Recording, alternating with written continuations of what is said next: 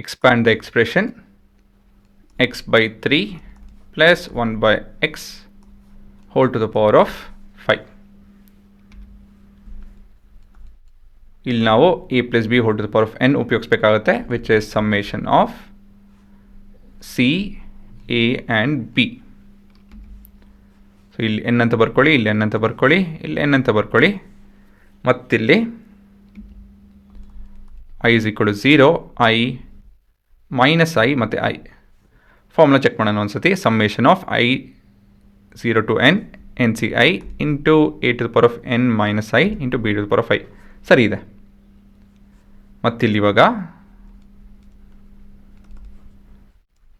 First term ಬಂದು X by 3, second term ಬಂದು 1 by x and n is 5 ಅಲ್ವಾ. So solution 5c0 plus 5c1 5c2 5c3 5c4 and 5c5. So those are your coefficients. Next ಒಂದೊಂದೇ term ಬರ್ಕೊಳ್ಳೋಣ. x by 3 whole to the power of 5, x by 3 whole to the power of 4, x by 3 whole to the power of 3, x by 3 whole to the power of 2, x by 3 whole to the power of 1. Next ಮುಂದಿನ term ಇಲ್ಲಿ 1 ಆಗುತ್ತೆ, so ಬರೆಯೋದು ಬೇಡ. 1 by x to the power of 1, 1 by x square, 1 by x cube, 1 by x to the power of 4, 1 by x to the power of 5. So ಇದೇನಾಗುತ್ತಿದ್ದು ಒಂದು, ಇದೊಂದು, ಇದು 5, ಇದು 5 into 4 by 2, that is 10, and this is 10. So 5 by ಇದೆಷ್ಟಾಗುತ್ತೆ ಹುಡುಗರ, ಇದು 5 ಅಲ್ಲ, ಇದು 1.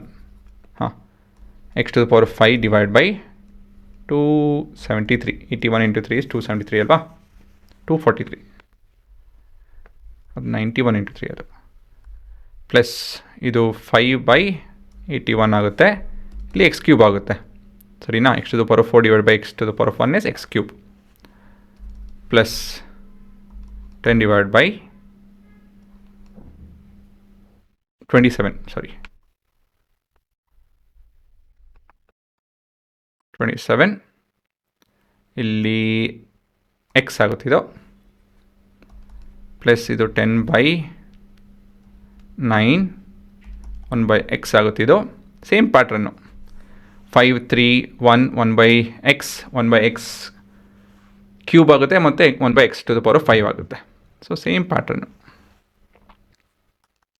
So 5 by 3 1 by x cube plus 1 by x to the power of 5. So ನಿಧಾನಕ್ಕೆ ಮಾಡ್ತು ಅಂತ ಹೇಳಿದ್ರೆ ಉತ್ತರ ಅದಷ್ಟೇ ಬರುತ್ತೆ. ಪಾಸ್ ಮಾಡ್ಕೊಳ್ಳಿ, ನೋಡ್ಕೊಳ್ಳಿ.